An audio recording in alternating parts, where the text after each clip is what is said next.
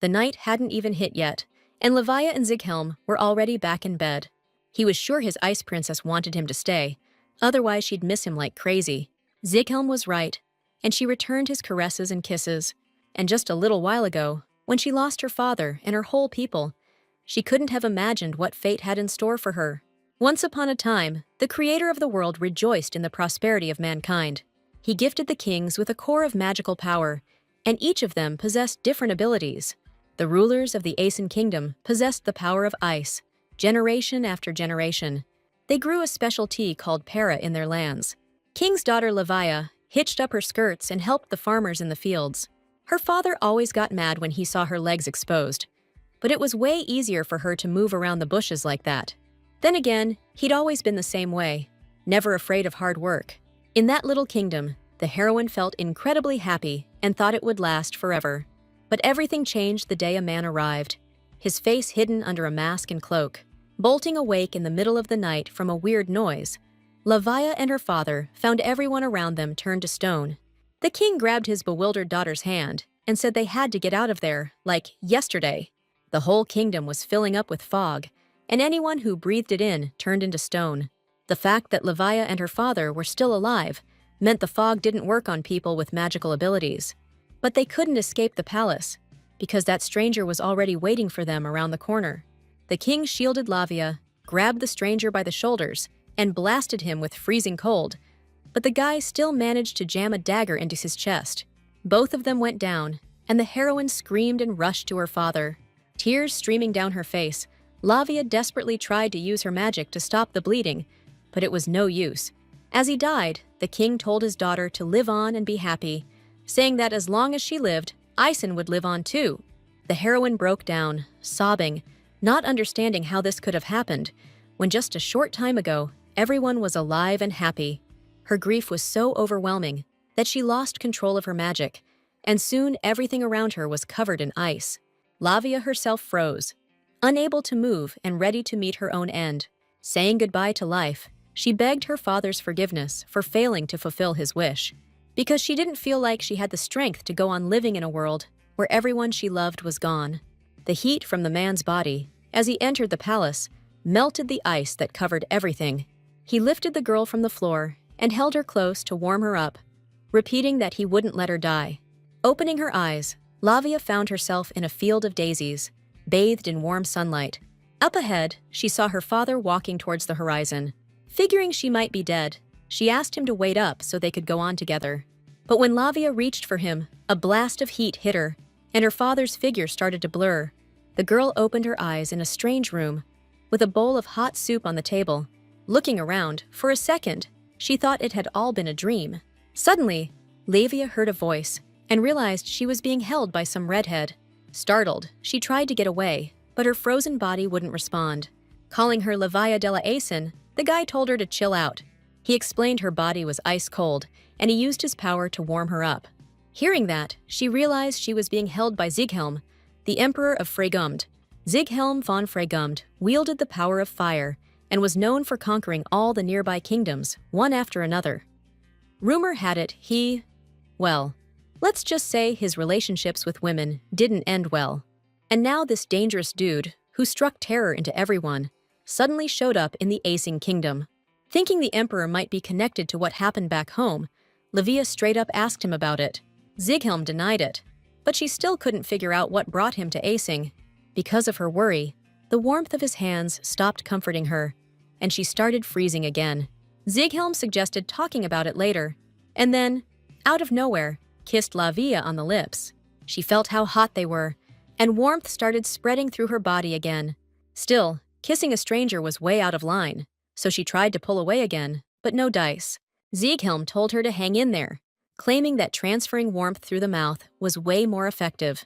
Finally, after a while, thanks to von Freygund's hot lips and hands, Leviah's body thawed out, and she even started feeling hot. The guy grabbed a towel and started wiping up the melted ice.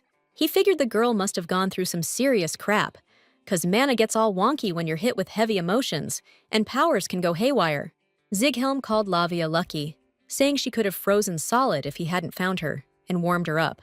But she wasn't so sure about being called lucky when she was the only survivor from the entire kingdom, especially now that she had nowhere to go and everyone she loved was dead. Lavia was just a little kid when she lost her mom, but her dad and everyone in the kingdom had her back, helping her get through it. She wanted to grow up and be an awesome queen to repay them for their kindness, but now that dream was totally shot. Pulling her close, Zighelm told her not to give up on the life she'd been given. Even if the kingdom's gone and the pain feels like too much, she's got to keep going. He added that her dad and the people she loved would definitely want that for her. You know, it really was her father's dying wish. The heroine was totally confused about why the Flame Emperor was trying to save her, so she asked him point blank. Zighelm smirked, kissed her hand, and asked what she thought the reason was. The only thing that popped into her head was that he was after her power. Maybe he wanted to exploit another country's supernatural abilities. Royal family kidnappings had happened before, after all. But Zighelm told her that wasn't it at all. He promised to explain everything later, but for now, he suggested she eat. He grabbed a bowl of soup from the table and offered it to Lavia. The heroine started eating and told the emperor to stop staring at her like that. Turning away, Zighelm confessed that he owed a debt to the kingdom of Icene, and that's why he helped Lavia.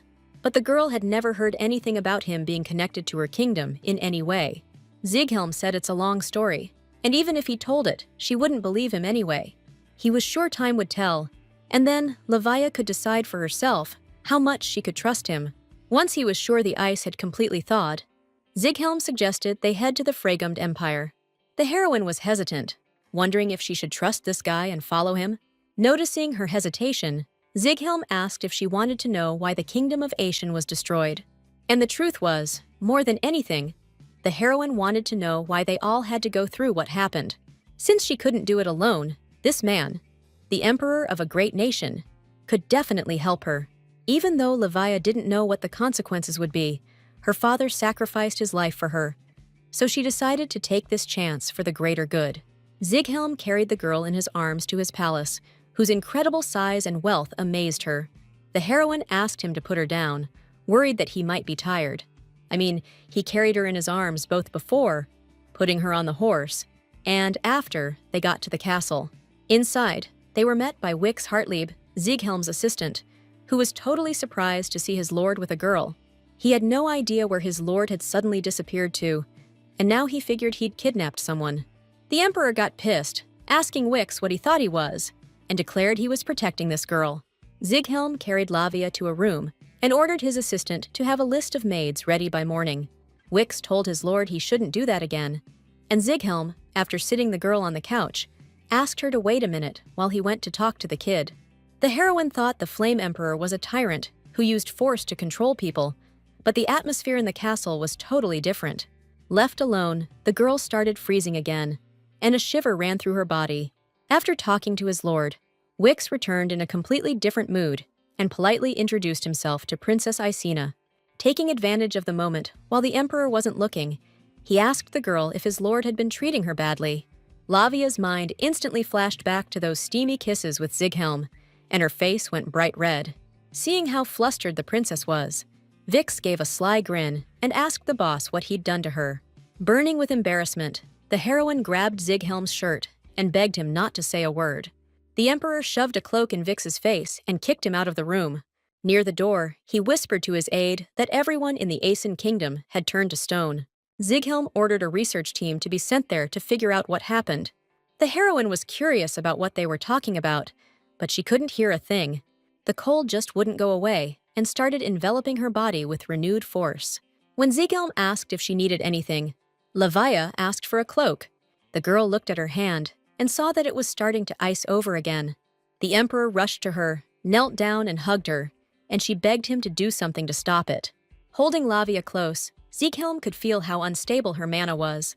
These kinds of disruptions were supposed to fix themselves naturally. But when a disruption happens, the healing process is slower, and the stronger the abilities, the higher the chance of it happening again. So Zighelm kissed Lavia again, without asking, hoping to thaw her out. But this time, for some reason, the girl felt absolutely none of the Flame Emperor's warmth. This was super dangerous, and if it kept going on like this, the frostbite could kill her. Zighelm declared that he needed to warm up the mana inside her body. Lavia didn't understand exactly how he was going to do that, and he explained that they needed to become one. To convince her, the Flame Emperor reminded her that she couldn't die before she learned the truth about what happened in the Aeson Kingdom. Kissing her hand, he vowed to do everything to save the girl from death. Lavia knew she really needed to learn the truth, so she couldn't be afraid, and she no longer had any reason to hold back. No matter the cost, she had to survive for the sake of her loved ones, and so the heroine agreed to let him have his way. The girl was only worried that Zighelm would freeze, but he was sure that such ice couldn't extinguish his fire. With each touch, Lavia's body began to thaw, but then immediately iced over again, and Zighelm asked her to just relax. The heroine tried to convince herself that she wasn't scared at all, and he, kissing her forehead, promised to be gentle. After a while, feeling the inhuman heat of his skin, Lavia herself was begging him not to stop. When the girl fell asleep, Zighelm touched her face to make sure she had completely thawed. He was ready to repeat this as many times as necessary if this method would allow him to control her mana. Waking up in the morning, the heroine felt how well she had slept. She woke up, and the first thing she saw was a maid standing by the bed. The girl introduced herself as Misella and said His Majesty had assigned her to be the lady's personal maid. She was blown away by Lavia's beauty, saying she looked like an ice fairy. Misella also mentioned His Majesty was away on business, and she'd already drawn a bath for the lady. Soaking in the hot bath, she replayed the events of the previous night in her head. She felt uneasy about the compromising situations she'd had to get into just to survive. But later, after getting dressed, Lavia convinced herself it was all necessary to stay alive. She couldn't afford to regret doing what she had to do to uncover the truth behind her kingdom's downfall. Dressed, she stepped out onto the balcony and gazed out at the Fragamd Empire. It was massive, completely different from the kingdom of Ison. Misella invited the lady to the table for breakfast, offering her Mitsumo fruit pie and para tea. According to the maid, His Majesty personally brought this tea from the Aeson Kingdom. Levi knew there were no trade relations between Aeson and Fragum, meaning the Emperor got this tea himself. Taking a sip, the heroine felt as if she were back in her homeland. She remembered the time she spent on the tea plantations and the smiles of the people she loved. Lavi smiled and thanked Misella for the delicious drink, which she brewed perfectly, something not many could do. The maid confessed that her mother was from the Aeson Kingdom, grew this tea at home, and taught her daughter how to brew it. Realizing that Zighelm had deliberately given her a helper with roots in her home kingdom, Levi thought that he probably deserved her trust, at least a little. The heroine asked Misella to make her more tea, and she happily went to carry out the task. At that moment, Lavi heard male voices from below, discussing how His Majesty brought a princess from the Ice Kingdom with him. Realizing they were talking about her, the girl started listening in. The people were gossiping about the princess's legendary beauty and dreaming of meeting her. Suddenly, one of them blurted out that the Ice Princess, on top of everything else, hadn't even, been burned, securing the Emperor's favor, which in turn meant that His Majesty might finally have a shot at getting an heir. The Emperor entered the throne room, where his subjects were already waiting for him. Zighelm settled onto the throne and asked if any problems had popped up while he was gone. Turns out, Chancellor Barbado had fallen ill and was now recovering at home. When asked what was happening in other regions of the empire, the subjects replied that everything was the same as always. That answer made the Emperor think, because turning an entire kingdom to stone was definitely a big deal. Some country was definitely involved in this, but Zighelm had never heard of petrification before. He decided to play it cool until the recon team got back. Out of nowhere, some dude steps up, wanting to hit the Emperor with a question. He was all like, "What's the deal with you bringing the Ice Kingdom princess to the palace?" Zighelm didn't think he owed him an explanation, but the guy kept pushing, wanting to know if he was thinking about marrying Lavi. The Emperor got so pissed he practically burst into flames and told them he'd tell them what he damn well pleased. Watching all this, Vix was thinking about how gentle and caring Zighelm had been around the Ice Princess. But now he was totally different. The real deal Emperor of Flames, wielding the most insane firepower ever. After the meeting, Vix told His Majesty that Barbado should be back in the saddle in about 3 days. The aide pointed out that the Chancellor must have been majorly burned out, 'cause someone just up and vanished, dumping all the work on him. Vix was wondering when exactly the Emperor found out about the planned hit on Aeson. Zighelm just said he didn't know anything, and that it was all just a coincidence. His aide still found it hard to believe it was random chance that he showed up in the kingdom on the very day of the incident. Zieghelm, for his part, was thinking that if he'd arrived in the kingdom sooner, Levia wouldn't have gotten hurt so badly. When he walked into the room, he found her praying by the window. He asked if she was praying for her homeland and offered to join her, but Levia didn't see the point. Zieghelm couldn't help but notice she was in a bad mood, but when he suggested she was upset he wasn't there when she woke up, she said that wasn't it. The truth was, she couldn't get the conversation she'd overheard out of her head. They were talking about whether a princess from such a small kingdom could ever become the emperor's wife. His Majesty has always said he'll only marry a woman he truly desires.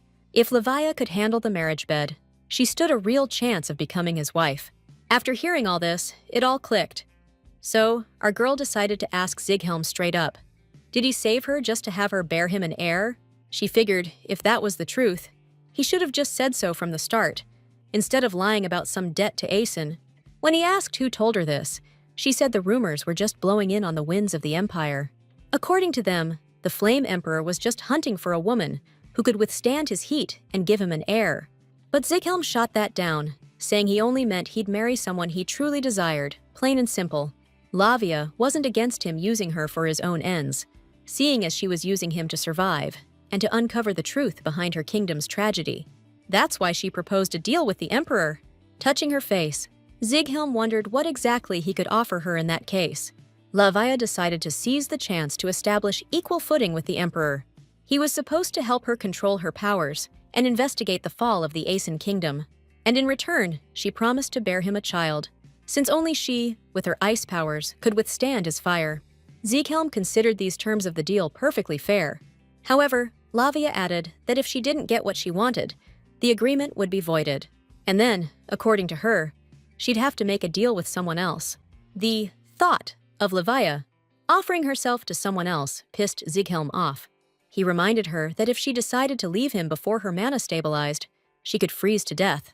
She smiled and replied that she knew that, and that's exactly why she hoped he'd cooperate with her until the very end.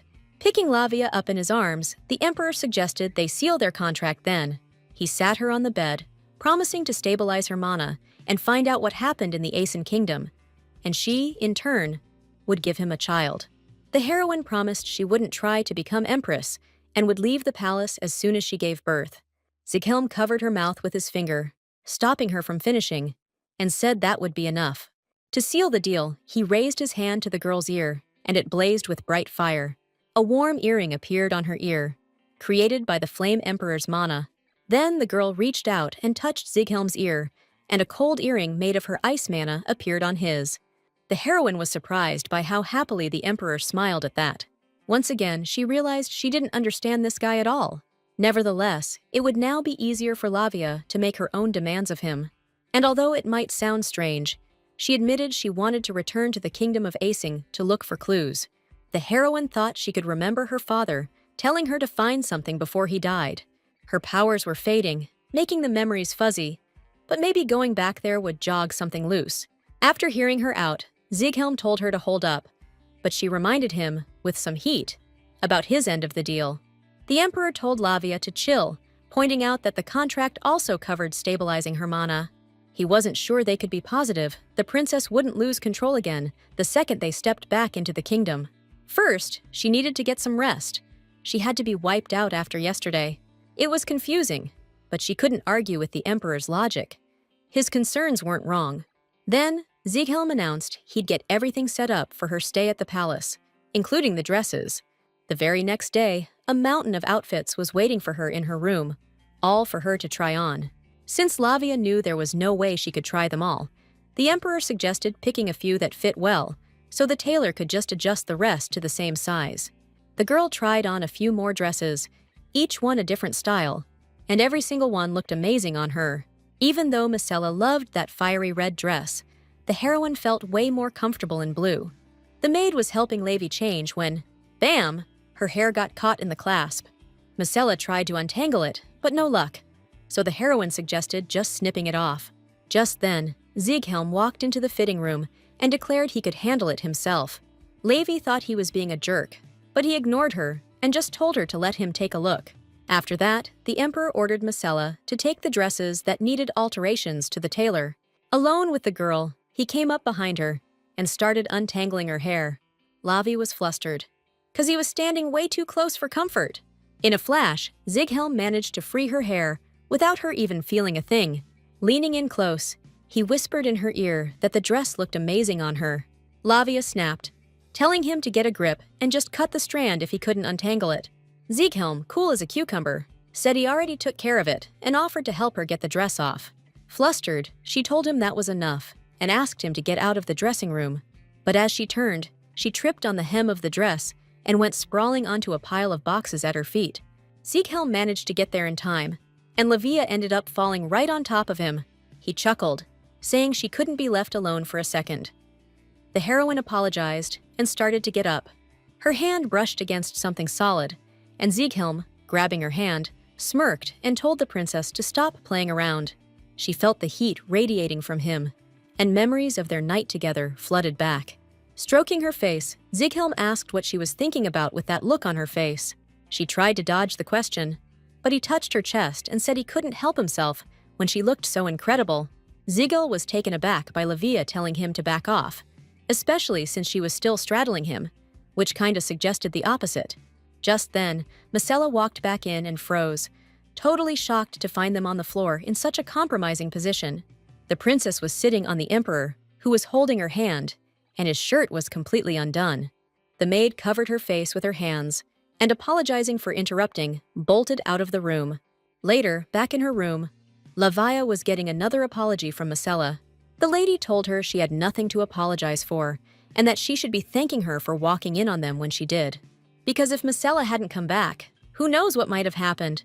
Lavia decided to ask the maid how many women the emperor had been with, because he seemed pretty experienced.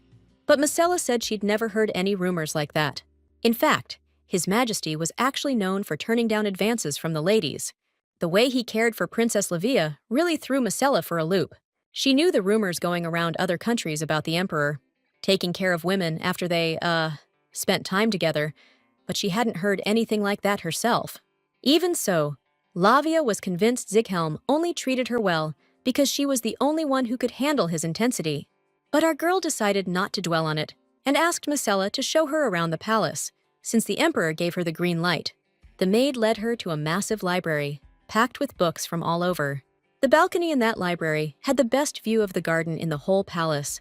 Next up, they hit the art gallery, full of paintings by the imperial artists. On the staircase, you could catch these amazing smells coming from the imperial kitchen. Heading downstairs, our heroine met a cat the soldiers had taken in. Then they went to the garden, passing through an archway covered in gorgeous red roses. Marcella was showing Lavia around the castle with so much excitement and joy. It was actually giving her energy. As they walked down the hall, the maid showed the lady her favorite little statue, a bird. She sheepishly admitted she'd almost swiped it for her room more times than she could count. Seeing how much Marcella really wanted it, the heroine used her magic to conjure up an identical crystal figure for her. It was Lavia's way of thanking the girl for being so kind to her. Marcella was over the moon to get a gift from her mistress, promising to treasure it like a family heirloom. Two guys were watching everything, whispering to each other. The second they noticed Lavia looking their way, they ducked around the corner. The heroine figured that, unlike Marcella, not everyone here was exactly thrilled to have her around. She thanked the maid for the tour of the castle and said she wanted to head back to her chambers. But suddenly, some random dude appeared right in front of Lavia. Wearing this smug grin, he asked if he was actually looking at the Ice Princess herself. Staring her down, he said he finally understood how such a knockout managed to get the emperor's attention. Marcella told him to knock it off, saying he was being way out of line. The guy slapped her, pissed that some lady's maid dared to interrupt him. The heroine rushed to Marcella, who'd fallen to the floor, dropping and shattering a crystal bird. The guy remarked that he'd heard about the fall of the Aeson Kingdom, and the princess was clearly willing to do anything to survive now. With a nasty smirk, he asked Lavia if her late father taught her that particular survival trick. The heroine stood up, and a wave of icy cold rolled off of her. Frowning, Lavia said he could say whatever he wanted about her, but she'd never let him drag her father into it. The jerk just laughed and asked if she was going to ice over everyone who rubbed her the wrong way. She could feel her mana getting all wonky again. She was scared of losing control and accidentally hitting Marcella. The guy kept pushing her buttons, acting surprised she was reacting to the truth during a normal conversation. Lavia could hear her heart pounding, but she was trying to chill out. Then, out of nowhere, a guy's voice boomed, asking the jerk how he dared call a one-sided attempt to provoke someone a dialogue. The jerk spun around, freezing in terror. The emperor, practically burning with rage, was standing in the hallway, glaring at him with pure contempt. Sieghelm covered Lavia's icy face with his warm hand and told her to calm down. His warmth wrapped around her completely, keeping her from freezing up. Watching them, the guy was pissed at how His Majesty was treating that girl. He declared that, as Emperor of Fragund, he shouldn't be fooled by some girl from a two-bit kingdom. The man insisted that Sieghelm should marry a noblewoman, someone worthy of his status. His eyes flashing with rage, the emperor ordered him to cut the crap, saying he hadn't said a word about choosing a bride. Sieghelm reminded him again to mind his own business, and flames engulfed the jerk from all sides. The emperor held out his hand and suggested they see what happens if he keeps offering unsolicited advice. The man got unbearably hot and started screaming, terrified he'd be burned alive. Unable to take the heat anymore, he jumped from the second floor straight into the fountain below. Lavia, who only ever saw the emperor calm, had almost forgotten he had another side to him. The truth is, he was a dangerous dude, striking fear into everyone. Sieghelm patted the heroine on the head, telling her she handled herself great. Lavia thanked him, saying she managed to keep her powers in check thanks to him. Sieghelm was sorry some people in the palace were giving her trouble, and promised to have a word with them. The heroine understood the nobles couldn't just sit back while a woman suddenly stole the emperor's complete attention. Even with their agreement, she had to stay on her toes. Marcella, teary-eyed, showed her mistress the broken bird. She apologized to Lavia for not keeping her promise to take care of the gift. Her sincerity and kindness really touched the heroine's heart, and she told her not to worry about it. Claiming the bird breaks to hide when it feels threatened, Lavia waved her hand, and the statue was whole again. The maid, crying, thanked her mistress, who in turn thanked her for protecting it. After she went back to her room, Siegel followed and asked her to make him a little bird just like Marcella's. Lavia couldn't even imagine what he wanted it for. She told him that even if she did give him a bird, it would just break right away. Siegel suggested she let the bird decide for itself if he was really that dangerous, reminding herself that the emperor had helped her out, and it wouldn't kill her to do him a favor. She agreed. She asked him for a wine glass and gave him a playful wink. Taking the glass, Lavia enveloped it in her ice magic.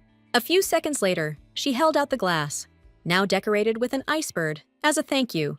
She told him not to worry, because made this way, the falcon wouldn't melt from his touch. Siegel was captivated by the gift and promised to treasure it. Marcella knocked on the door and announced that the bath was ready for the lady. Sitting in the tub, the heroine remembered Sieghelm's happy face. Turns out, he could find joy in the simplest things. It reminded her of her father, who also used to ask Lavia to make ice sculptures for her. The king was just as happy with those little gifts from his daughter. She never saw it herself, but she heard that he carefully kept them all somewhere. Lavia really wanted her father to always smile, so she constantly practiced making all sorts of figures. The memories stirred up emotions in the heroine, and a tear ran down her cheek. The girl reminded herself that she shouldn't cry, and she needed to stay strong to figure out the truth about what happened in her kingdom. But the tear had already fallen into the bath, and in the blink of an eye, it froze all the water solid. Lavia couldn't believe it, because her mana was supposed to be stable by now. Just then, Marcella came over to check the water temperature, and when she saw ice in the tub, she screamed and dropped the towel. Dropping everything, the maid ran out to get the emperor's help. Even though Lavi didn't want Sieghelm to see her naked, Marcella couldn't hear her anymore. A moment later, the emperor burst into the bathroom. Before the maid came to get him, Sieghelm was in his study, listening to Vix's report on what he'd managed to find out. News of the kingdom of Isen's mysterious downfall had already spread among the nobles through merchants from different countries. As the emperor pondered this, Vix suddenly added that there were some other disturbing rumors circulating among the nobles. They say Princess Levi is cursed, and that's why the kingdom of Isen fell. If she stays in Fragund, the empire will suffer the same fate. Seething with anger, Sieghelm declared that their imaginations were running wild. Vix figured it was to be expected. Turning an entire kingdom to stone is just unbelievable, and fear of the unknown always leads to crazy speculation.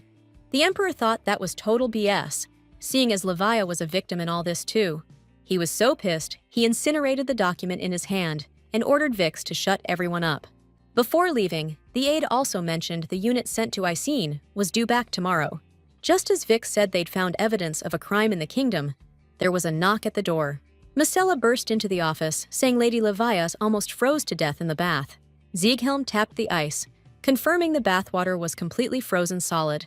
When asked if she was hurt, Lavia said her body was fine. Only the water froze. Looking away, she admitted it probably wasn't related to her unstable mana. Sieghelm reminded her that her powers are always fluctuating, and a burst of ice energy could have just slipped out for a second. He cupped her face in his hands and looked intently into her eyes. Not wanting him to know she'd been crying, Lavia told him to hurry and help her out. Sieghelm put his scorching hand on the ice and started melting it. He mentioned how sometimes he zones out in the bath and the water accidentally boils, so if they were in the water together, the temperature would always be perfect. Lavia doubted that, figuring his power was way stronger than his control, but the Emperor was ready to argue about it. After all, if he used that much magic near anyone else, they'd be toast instantly. The ice slowly started to melt, and panic set in for our girl. She knew that once it was completely melted, the water would clear up, and the Emperor would see everything. So, flustered, Lavia asked him to look the other way while he melted the ice. Even though Sieghelm was clearly surprised by her request, he promised he'd try and turn around. After a while, Marcella was already tearing up, overjoyed that her mistress had been saved. The Emperor scooped Levi up in his arms to carry her to her room. Even though she protested, saying she wasn't frozen and could walk, Marcella watched with adoration as her master cared for her. Sieghelm carried her to the bedroom, sat her on the bed, and said her mana was still unstable. He touched her earring and offered to stabilize her mana so she wouldn't get frozen again. But he thought they shouldn't go too far this time, so he told her to relax. Sieghelm kissed Levi, and she felt a heat coming from his lips, warming her whole body. Seeing the pleasure on her face, he asked if she liked it. Flustered, she turned away and said it wasn't the kiss, but the pleasant warmth. Sieghelm pulled her closer, offering to give her even more then. He noticed the hand that had been pushing him away was now trembling and clutching his coat. A warmth enveloped her, seeping into her very core, and she craved more of it. Deciding he'd warmed her up enough, Sieghelm pulled back slightly, but she felt the chill creeping back in, and unwilling to let him go, she pulled him close and kissed him this time. Realizing what she'd done, Lavia jumped back from Sieghelm like a startled rabbit, burning with embarrassment. She went to the window, but the Emperor approached, embracing her from behind. Doubting she'd say it meant nothing now, he held her close, saying he wouldn't let go until she admitted why she kissed him first. Not thinking of anything better, she blurted out that it was a kiss of gratitude. She claimed she wanted to thank him for sharing his fire power and return the favor with her ice power. Sieghelm released her, and Levia figured that answer must have satisfied him. But his expression was deeply thoughtful, and she had no idea what it could possibly mean. The heroine figured maybe a kiss wasn't enough to say thanks, and asked the Emperor about it. But he said that wasn't the case at all, and with a flick of his wrist, fire blazed in his palm. In a heartbeat, a fiery phoenix was blazing in his hand, and he offered it to Lavia. Since she was always in danger of freezing, and he might not always be there in time, the bird could provide warmth in his place. The heroine was blown away, because she could never create something with power that moved on its own. But Sieghelm was sure that with practice, Lavia could make something like it too. The girl gently stroked the bird, which shimmered softly with warm flames.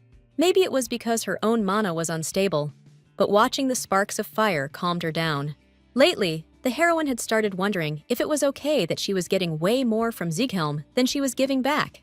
Later, when the Emperor came out of the bath, Lavia was already asleep. When she kissed him, he felt a real fire from her, like she wanted things to go further. But now, replaying it all in his head, Sieghelm was starting to wonder if that was even real. Waking up the next morning, the heroine found herself in the Emperor's arms.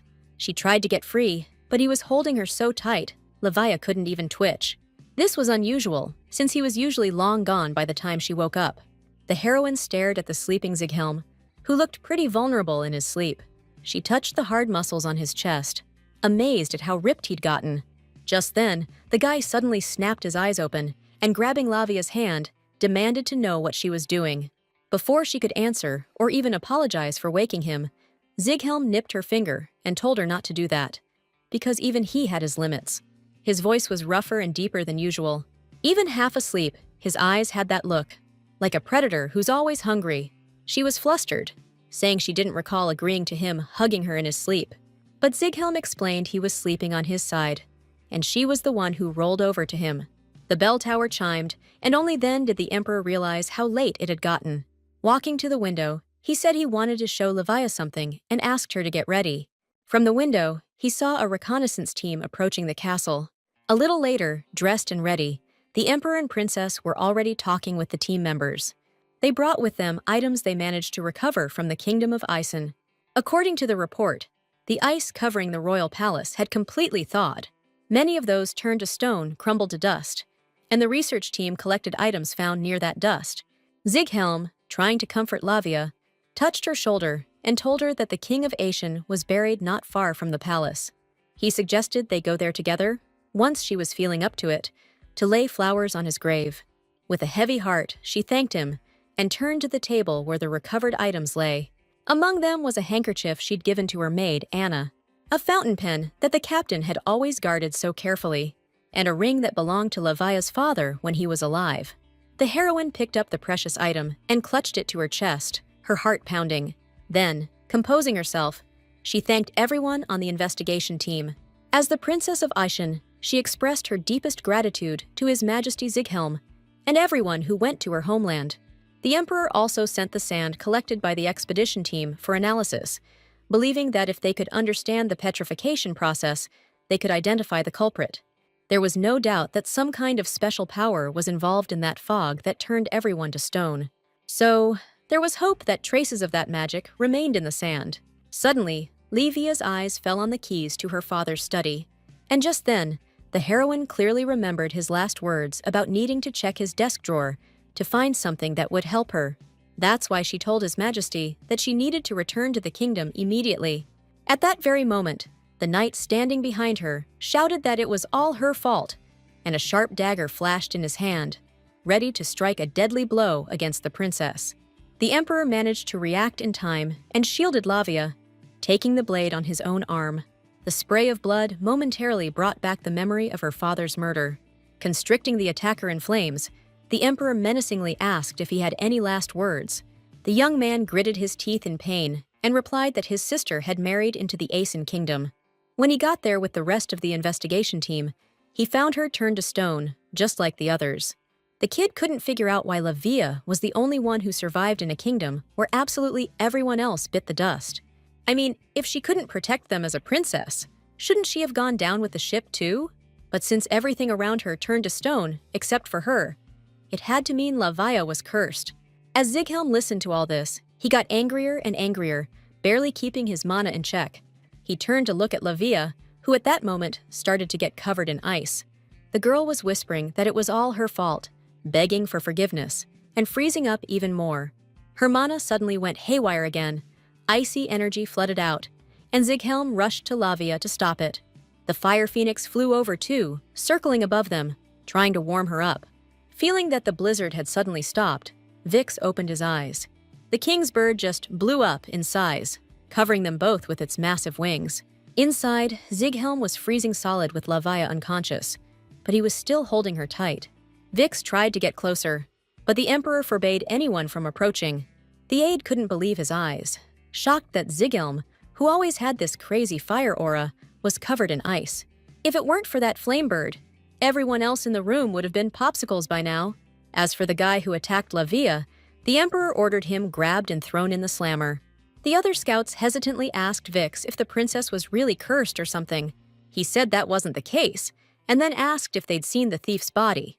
When they said no, Vix got to thinking, 'cause that was way different from what the Emperor said. Maybe the guy just bounced back before the scouting team got there. Anyway, Vix ordered the soldiers to never speak of the curse again if they cared about the Empire's future.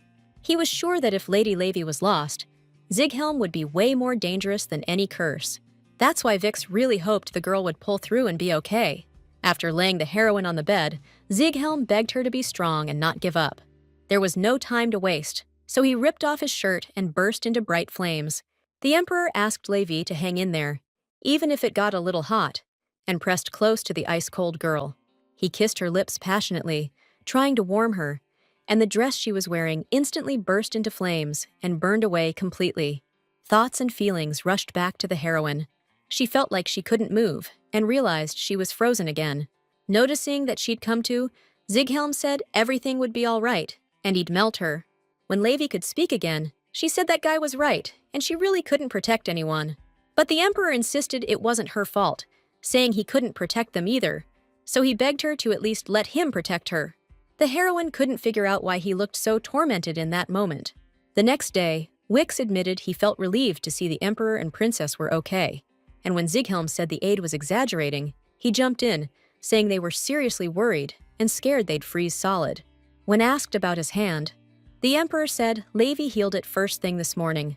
The heroine wanted to know what happened to the others in the room when her powers went haywire. Wix said they were all fine and told the lady not to worry about it. Still, the girl felt guilty about what happened and started apologizing again. But Zighelm declared it was his fault for not preventing the danger sooner, and for scaring her on top of it.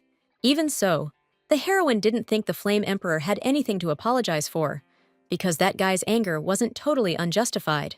But she remembered Zighelm's words from last night, about how her craving his warmth meant she wanted to live. And she didn't need to do it for anyone else, she had to live for herself. Lavia really wanted to live, even after being shamed by the Emperor's interest, because she still had something she needed to do. Grabbing the key to her father's desk from the table, she asked Zighelm to let her go to the Aeson Kingdom. She explained that she remembered her father's last words, which had to be connected to what happened. Vix jumped in, saying the princess needed to rest after her powers went haywire. But Lavia thought they needed to act while yesterday's treatment was still working. After a moment's thought, the Emperor agreed and announced he'd be going with her. Vix practically jumped out of his skin when he heard that. But Zighelm wasn't backing down. He declared they'd be leaving for the Aeson Kingdom the very next day. That night, sitting on her bed, the heroine thought about how she was finally going home tomorrow. There weren't any people she cared about left in this place, but she reminded herself that it was her decision and she needed to stay focused. Suddenly, the dark room lit up, and Lavia looked up to see what was going on. Approaching the open balcony door, she saw millions of lights rising into the air. Looking closer, the heroine realized they were lanterns, and the beauty of the sight captivated her. Lavia had once heard that, in the Fragumd Empire, they launched burning lanterns into the sky to honor the souls of the dead. Zighelm entered the room and offered the girl to launch one too. The heroine took a lantern from his hands and released it into the sky, to honor the memory of the dead in Icene among the lights of Fragumd. In her mind, she wished them to rest in peace and vowed to find out the truth about what happened. Suddenly, Lavia felt tears streaming down her cheeks and into her hands. She tried to force herself to calm down, so her father and everyone else wouldn't worry, watching her from above. Seeing her tears, Zighelm pulled her close and gave her a tight hug. He gently stroked Lavia's face and told her she shouldn't hold back her emotions. After all, in Fragum, they always believed that tears shed in memory of the fallen become their guide to the next world. And Lavia's tears shone with such purity that they would definitely be an excellent guide for those she loved. After hearing these kind words, she no longer held back her emotions and, clinging tightly to Zighelm's chest, wept bitterly. At that moment, it seemed to her that the Emperor didn't just hold the service, he organized it specifically in memory of those who died in Icene. Meanwhile, the dark-haired man prayed to the statue of the goddess to give him a sign that Lavia was alive. The next day, accompanied by the Emperor, she laid an ice flower on her father's grave. 2 days on the road, and on the morning of the 9th day since that terrible tragedy, Lavia returned to the kingdom of Ashen. She had the keys in her hands, and that's how she got into her dad's office. Once inside, the Emperor asked her about the king's last words. She told him her father said to look in the desk drawer, so Lavia opened it up. Inside was a keyhole, and she slipped one of the keys right in. The second she turned it, the whole room started shaking like crazy with a huge rumble. In a flash, Zighelm and Lavia saw the bookshelves swing open like a pair of doors. Behind them was a secret room, one she never even knew existed. Besides a ton of books and letters, there was a display case holding the figurines Lavia used to make for her dad. The fact that he'd hidden them in such a secure place really got to her. And while Zighelm was checking out the books on the shelves, she went over to a chest filled with some kind of letters. Opening one of them, the heroine found out they were proposals addressed to her. Among others, there were envelopes from the second prince of the Wind Kingdom and from the first prince of the Water Kingdom. And when Zighelm smirked that Levia was pretty popular, she found a proposal from him too. The emperor's face immediately changed. He snatched the envelope from her and asked if she was really that surprised. But the girl just waved it off, saying she was more surprised that he was following protocol. Looking at the letters with interest, Zighelm wondered who her favorite was. According to Lavia, she was supposed to be the next queen of Isen, so she couldn't just pick whoever she wanted. Besides, she couldn't accept someone who only wanted the benefits of the marriage, and since no one fit the bill, the king kept turning them all down.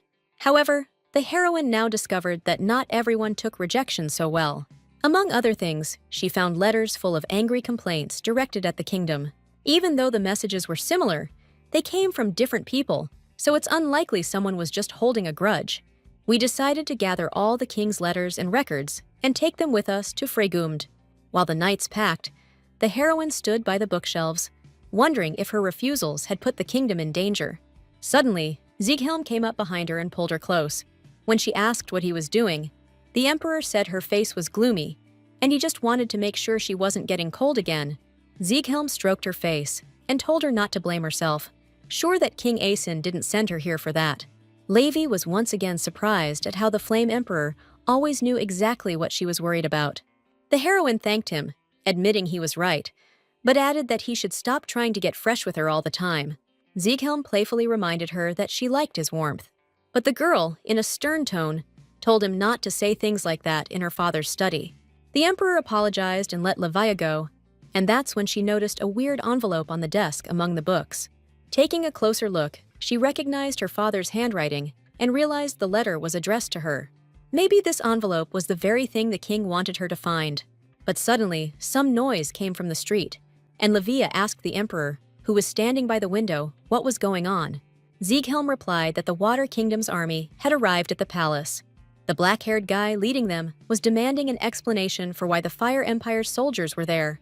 He immediately suspected them of attacking the Aeson Kingdom and ordered his commander to be brought to him.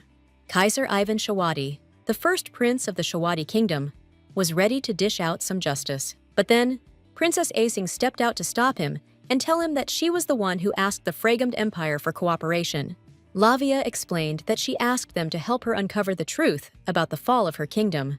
The prince's entourage was floored, not just by her showing up, but that the princess was even alive. Kaiser hopped off his horse, grabbed Lavia's hands, and for a moment, he just couldn't believe he was actually seeing her.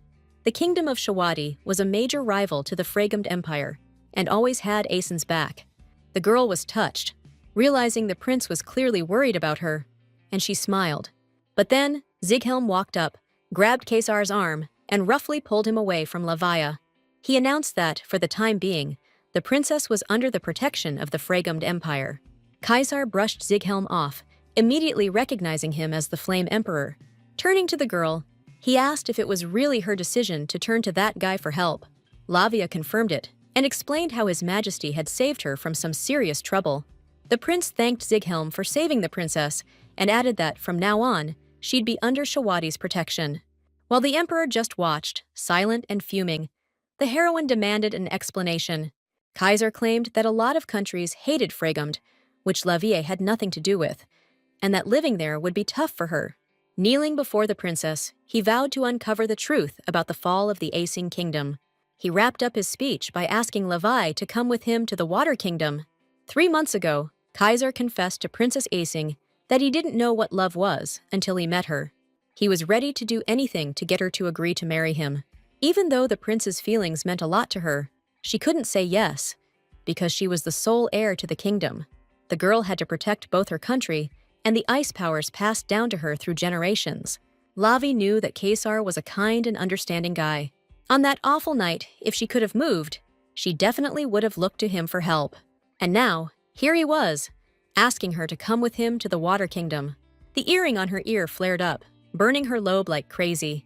She felt this intense pressure, like she had, to refuse Kaiser's offer. So, Lavia apologized and said she was going to rely on Zighelm's advice since she'd already asked him about it. The prince wanted to know why she was so dependent on the Flame Emperor. Lavia couldn't tell him that Zighelm was the only one who could keep her powers in check. So, the emperor answered for her, saying Fregund was already looking into the attack on the kingdom. And besides, he was the only one who could make Princess Lavia's dream come true. Kaiser shot back, saying that in that case, he'd investigate it himself. He was sure that if he exposed the real culprit, Lavia would have no reason to stay in the empire anymore. The two men locked eyes, a silent challenge passing between them. After kissing the princess's hand, Kaiser asked her to wait for him, promising to prove he was the one destined to be her true champion. On her way back to the empire, the heroine couldn't stop thinking about running into Prince Shawati again. He seemed genuinely concerned for her, and she was relieved he knew she was still alive. Turning to Zighelm, Lavia asked him what he was so ticked off about. Even though the emperor pretended not to know what she meant, the heroine told him to cut the crap. Because the second Caesar suggested she go with him, the earring in her ear started burning like crazy. Zighelm remained stubbornly silent, avoiding even making eye contact. Lavia reminded him about their contract, saying she wasn't going anywhere, even though Caesar could probably grant her wish too. Zighelm turned away and stared silently out the window for a long moment. Then he suddenly jumped up, crouched down next to her, and said her words made it sound like she'd bail if they didn't have a contract. Lavia started to say something, but Zighelm suddenly reached out and kissed her on the lips. She tried to push him away, but he pulled her back and kept kissing her. She felt her body reacting to the emperor's touch, but couldn't understand why he was doing this, since she wasn't showing any signs of distress. Then, out of nowhere, Zighelm reminded her of her words about seeking help elsewhere if he proved useless to her. He decided to set things straight, adding that if she unilaterally decided to break their contract, she'd have to repay him for everything he'd done for her up to that point. His eyes at that moment gleamed like a predator who wouldn't let go of its prey. Looking into them, she asked why Zighelm was being so impatient, because it was totally out of character for him. The emperor lowered his head, sighed, and apologized to Lavia. Then he suddenly grabbed her, pulled her onto his lap, and held her tight. Kissing Lavia's neck, Zighelm said he was the only one keeping her warm. The emperor suggested she cool him down for once, and running his hand over her chest, he burned her dress off. His hands roamed all over her, and he was sure she was loving it. Suddenly, she realized that even without being cold, she was melting from the emperor's touch alone. Thinking Lavia was getting overheated because of him, Zighelm whispered that jealousy was pretty dumb. A couple of days later, Micella walked into the room and saw her mistress searching for something. Lavia was looking for a letter her father had written her, but the maid hadn't seen it. She was sure she'd grabbed it from her father's secret room and brought it with her in the carriage. But ever since Zighelm pulled her onto his lap, her memory had been a blur. Everything that happened had gotten her so worked up that Lavia spiked a fever and collapsed into bed as soon as she got back to the palace.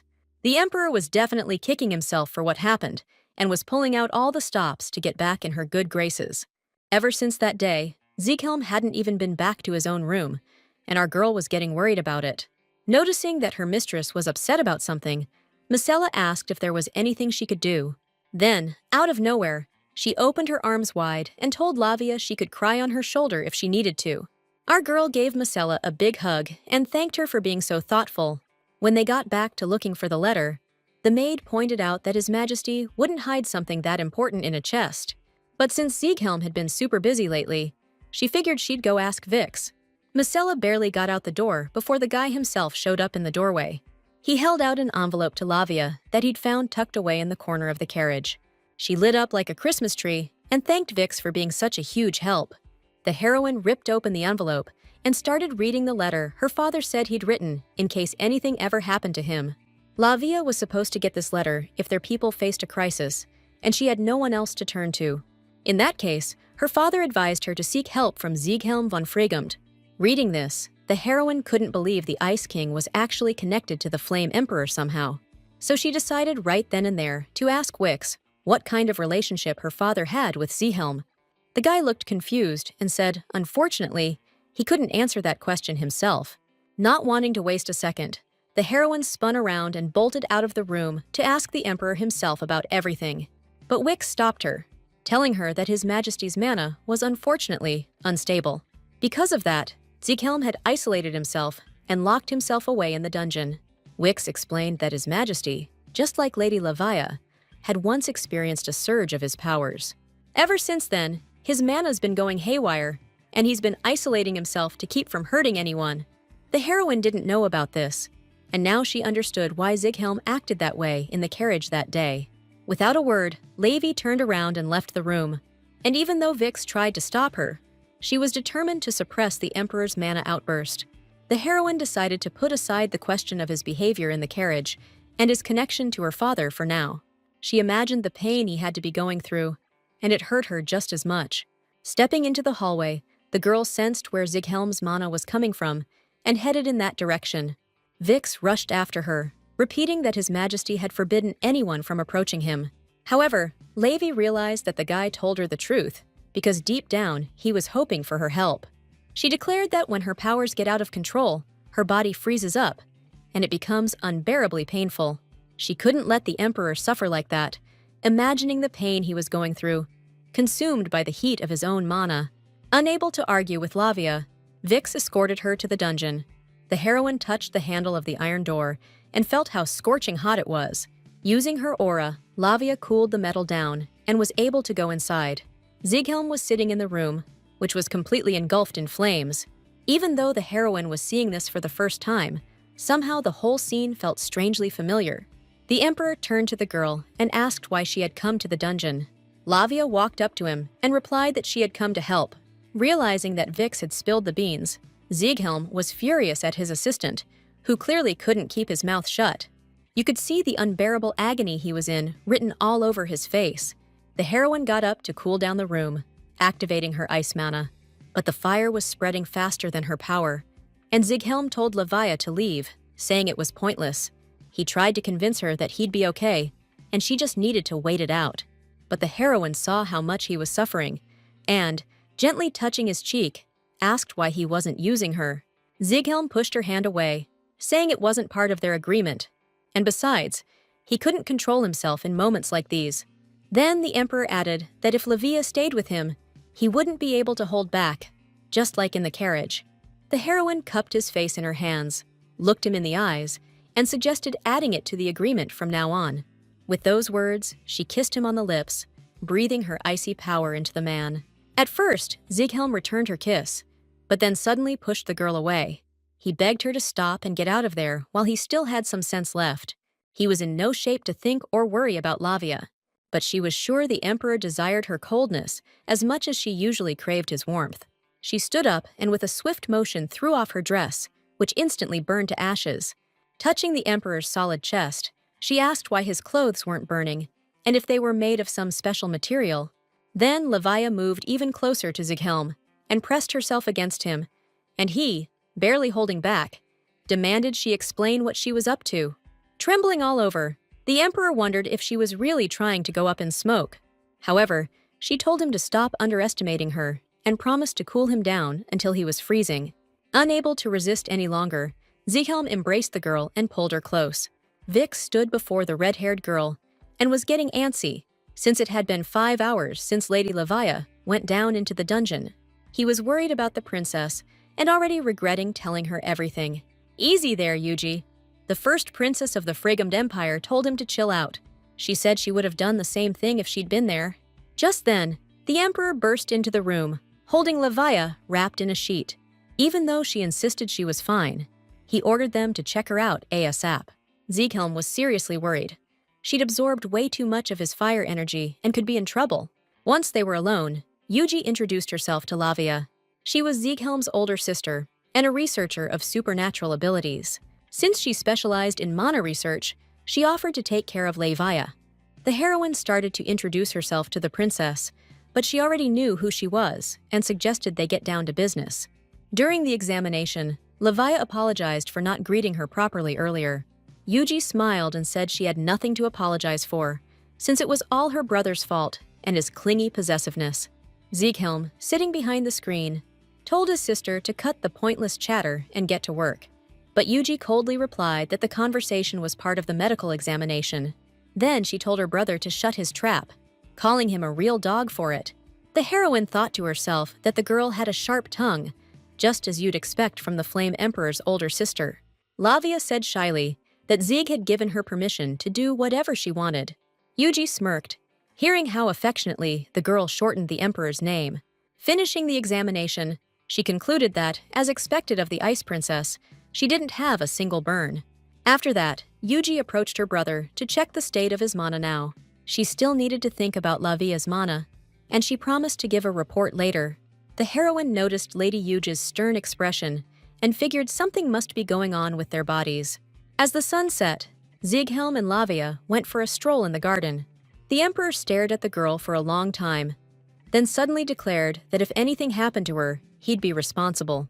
After a short pause, he apologized for being harsh with Lavia. The heroine told him not to worry about it, because even knowing all the risks, she would still have done the same thing. The Emperor wanted to know why she'd gone to such lengths for him. Lavia turned to him and confessed that it all had to do with a letter her father had left for her. The king wrote that in the event of a crisis in their country, she could only rely on Zighelm.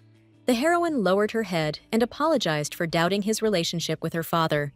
Even though the Emperor seemed surprised himself, the girl wanted to know exactly what tied him to King Aeson. So, Zighelm confessed that her father had been helping him keep his mana surges under control. He'd been sending ice charms to the Empire to keep the basement from overheating, and ice to cool the Emperor's body. It finally clicked for Lavi why Zighelm kept talking about owing her father. The Emperor took her hand, suggesting she go back to her room, saying he was worried about her. The heroine felt like he was just trying to cut the conversation short. She was sure the Flame Emperor was still keeping something from her. Maybe if Lavi could learn more about Zighelm, she'd understand why her father helped the guy who had all the kingdoms living in fear. The next day, the heroine and the Emperor met with Yuji to hear her assessment of their mana situation. As for Lavi's mana, it was in perfect condition and had fully absorbed the fire energy. And Zighelm's mana was surprisingly stable, considering that last outburst. On top of that, her condition was actually better than it had ever been, which meant the more their mana intertwined, the more stable they both became. So, if they wanted to get a handle on their powers fast, they needed to keep doing what they were doing. Instead of only doing it when their mana went haywire, Yuji suggested they regularly absorb each other's energy, even in their day-to-day lives. Of course, our girl wanted to master her powers ASAP, but she was still thrown by the princess's idea. Noticing it on her face, Yuji smiled and suggested that Lovey and her have a private chat. Later, over tea in the greenhouse, the princess said that now that Zighelm was back to his duties, she was ready to listen if something was bothering her. Yuji was sure that some things were just easier to talk about with another woman. Like, for example, the whole question of the chances of getting pregnant after, that, with Zighelm. And then Yuji just dropped the bomb that there was nothing to worry about, since their royal bloodline usually wasn't very, fruitful. When Freygard needed an heir, they had to take a special medicine, passed down through their family for generations. Yuji asked Lavia if she wanted to know anything else. For example, she could tell the girl a lot about abilities and mana. But the heroine was more interested in why the princess was doing research, being a member of the royal family. Smiling, Yuji replied that she wanted to support her younger brother, who was being raised as a weapon of war. Zighelm was born with the strongest fire ability in history. Their father, the former emperor, sent his son to war when he was still just a kid. The boy was basically a walking, talking flamethrower. Zighelm grew up forced to suppress his own emotions and follow his father's orders. Over time, his powers started to spiral out of control, and it caused him a lot of pain. Yuji tried to help her brother, but they wouldn't let her near him. She'd read in books that these kinds of outbursts could be caused by major mental stress.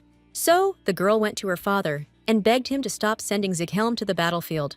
She said her brother was suffering, didn't want to kill anyone anymore, and that's why his powers were going haywire. But instead of answering, her father just glared at her and smacked her hard. He told Yuji to shut her mouth because she was just a useless kid with no abilities of her own.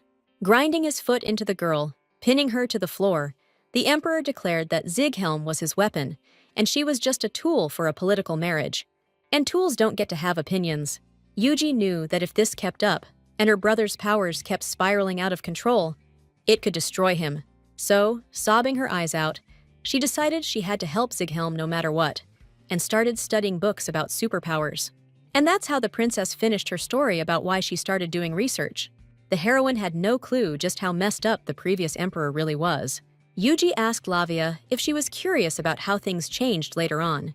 First off, the princess focused on her ice mana to neutralize and weaken her brother's fire mana. Yuji secretly contacted her grandpa, who was emperor before their dad. With his help, she managed to get her hands on ice made with supernatural powers from the kingdom of Aeson.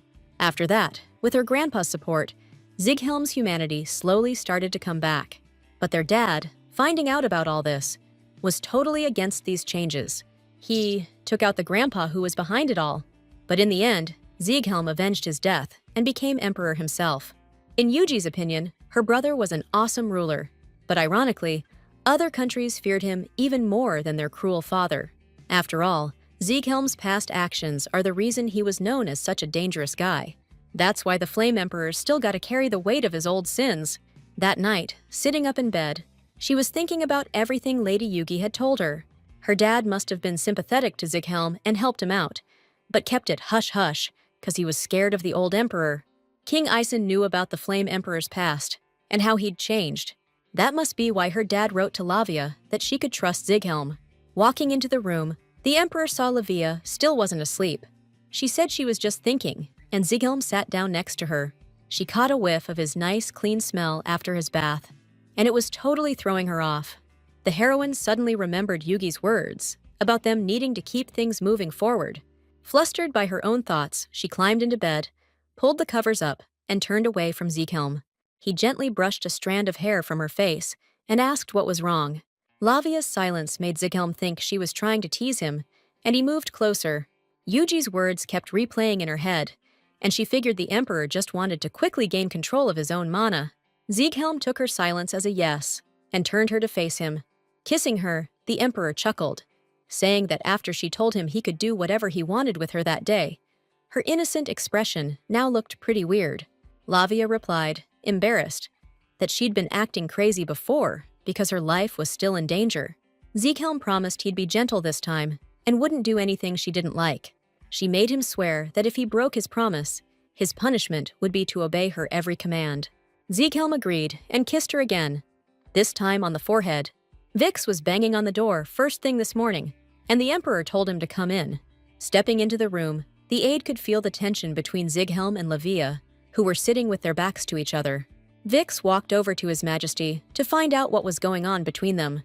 Ordering him to mind his own business, Zighelm turned away, looking annoyed. Then, Vix informed the emperor that messengers from the kingdom of Shawadi had arrived, requesting a meeting with Lady Lavia. Hearing this, the heroine figured Cassar probably sent them. But Zighelm, without missing a beat, curtly told Vix to send them packing.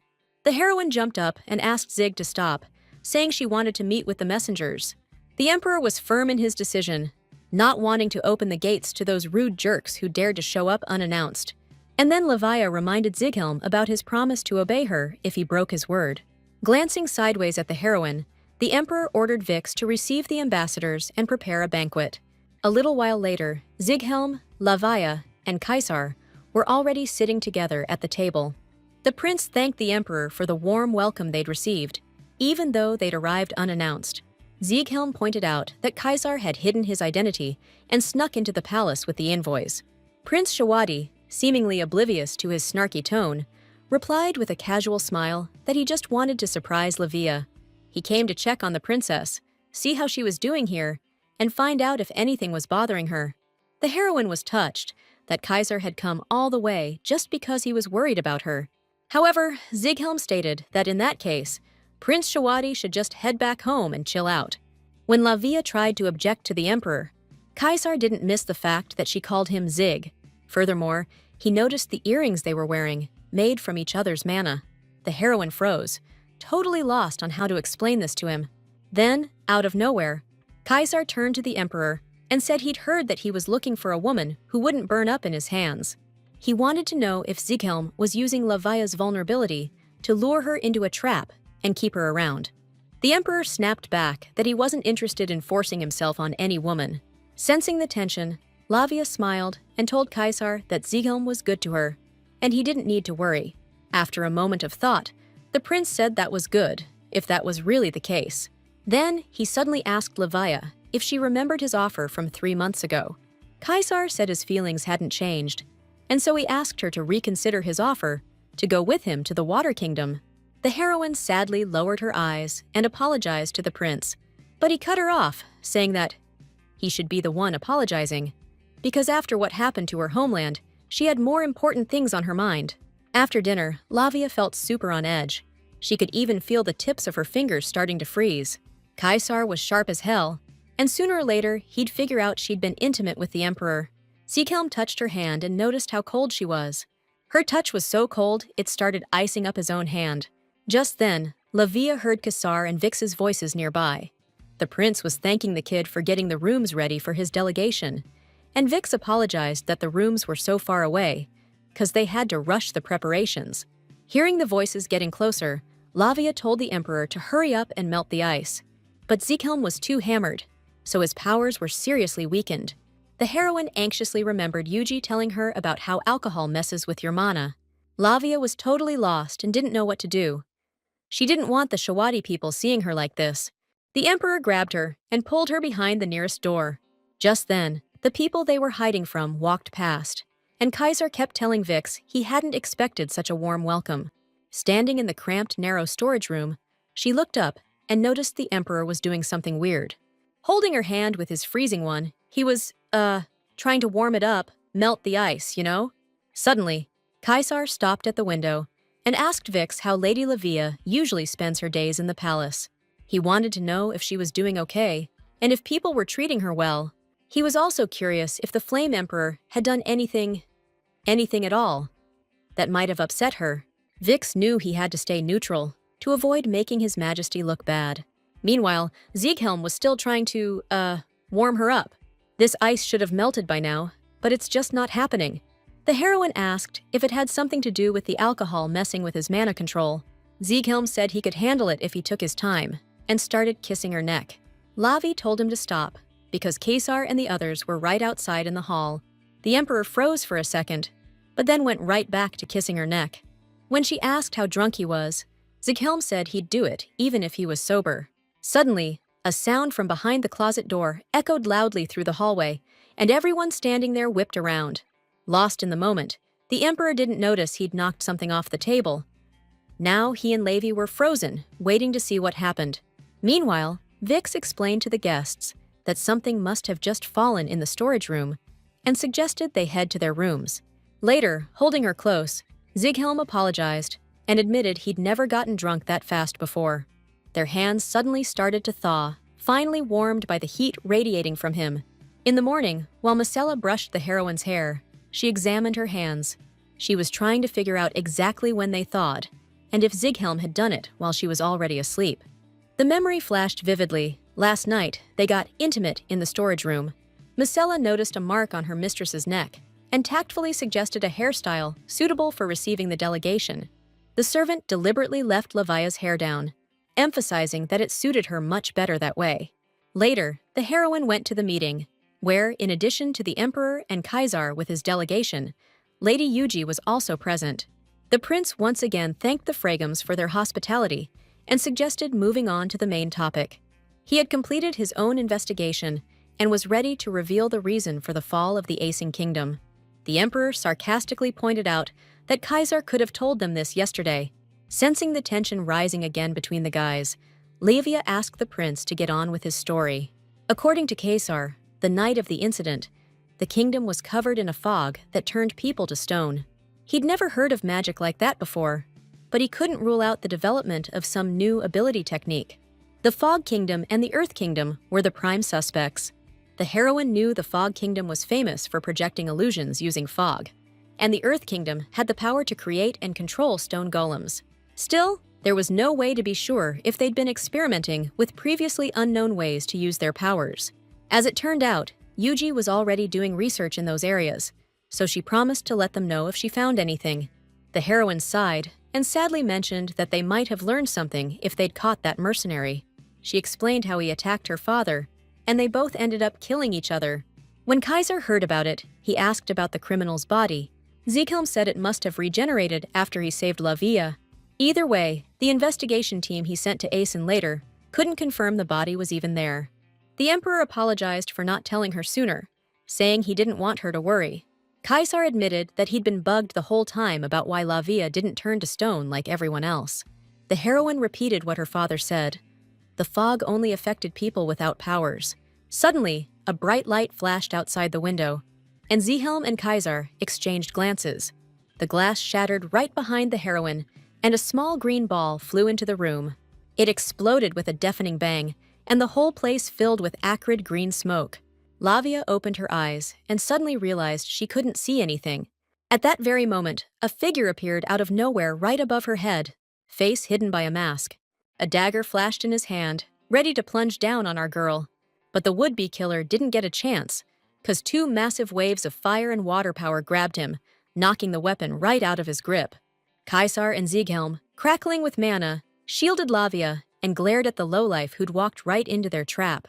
The assassin was still trying to grab his dagger, but the Emperor held him tight with fire. While the guy, gritting his teeth, writhed in pain, Wilhelm demanded to know who sent him. Coughing up blood, the man said he'd take them all down, every last one. With those words, he collapsed to the floor, a pool of blood spreading around him. Vix checked the assassin and confirmed he was dead, probably poisoned himself beforehand. The heroine noticed this guy was dressed just like the one who killed her father, meaning they're still coming after her. The Emperor turned to say something to Lavia, and his eyes suddenly blazed with fury. Caesar put his arm around the girl, comforting her and repeating that he was there for her. The heroine felt Prince Caesar's soothing water energy, flowing like a stream. She thanked him for the peace he'd given her. Watching the calming effect of Prince Shawadi's mana, Yuji wondered if she could suppress Lavia's raging power. Overcome with a terrible wave of jealousy, Wilhelm walked over to the heroine and put his arm around her shoulders.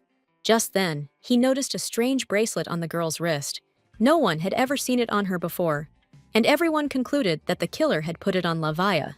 The Emperor asked the girl to hold out her hand so he could burn the bracelet off, but no matter how hard he tried, he couldn't do a thing. So Caesar yanked Lavia away from Wilhelm and told him to chill, scared he'd burn her to a crisp.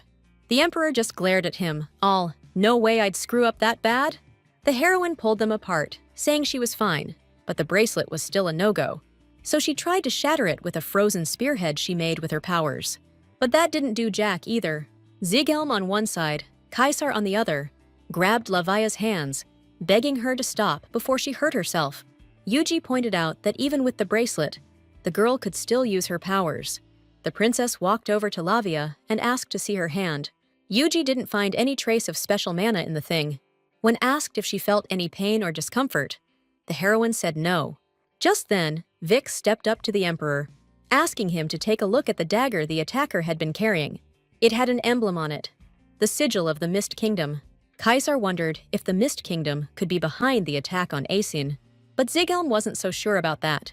I mean, would guys who went to such lengths to completely erase the bandits' presence from Asin really bring something that could be traced back to them?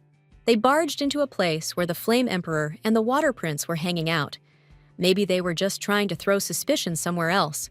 Caesar thought he had a point, but he still wasn't ready to rule out the Mist Kingdom.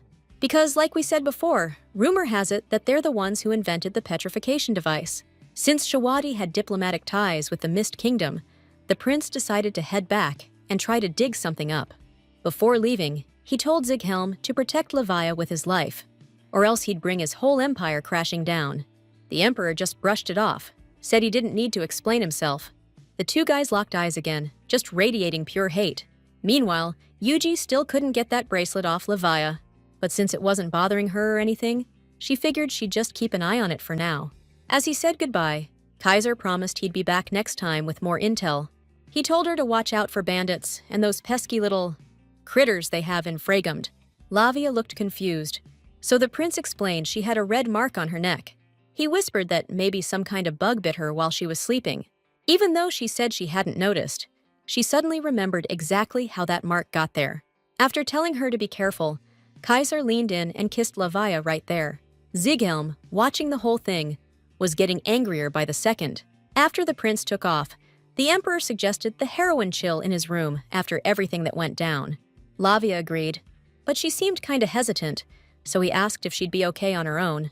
She smiled and, knowing Wilhelm was busy, told him not to sweat it. Suddenly, the Emperor leaned in and touched Lavia's neck. Running his finger over the mark, he told her to be more careful, 'cause she lets her guard down too easily. Blushing, the heroine shot back that it was his fault for leaving marks where anyone could see them. Zieghelm replied that if they weren't visible, that kinda defeats the whole purpose. Lavia didn't get what he meant, but the emperor didn't explain and just summoned a firebird. He handed the bird to her, told her to keep it close, and promised to be back as soon as he wrapped things up. After Zieghelm left, Marcella suggested bringing the madam's lunch directly to her room. Levi, however, preferred to rest a bit first. Left alone, the heroine wondered exactly how to interpret the emperor's words. Touching her neck, she pondered if it was possessiveness or something more intense. For a guy who was helping Lavie as a favor to her father, Zieghelm was way too hung up on her. Maybe it's because he wanted her to have his kids someday and didn't want to let her go. The heroine lay down on the bed and soon drifted off to sleep. There, she was a little girl again, sitting at a table, creating ice sculptures. Suddenly, hearing a painfully familiar voice behind her, she turned around and saw her father in front of her. He said someone had arrived and suggested she greet the guest, but she couldn't quite catch the name.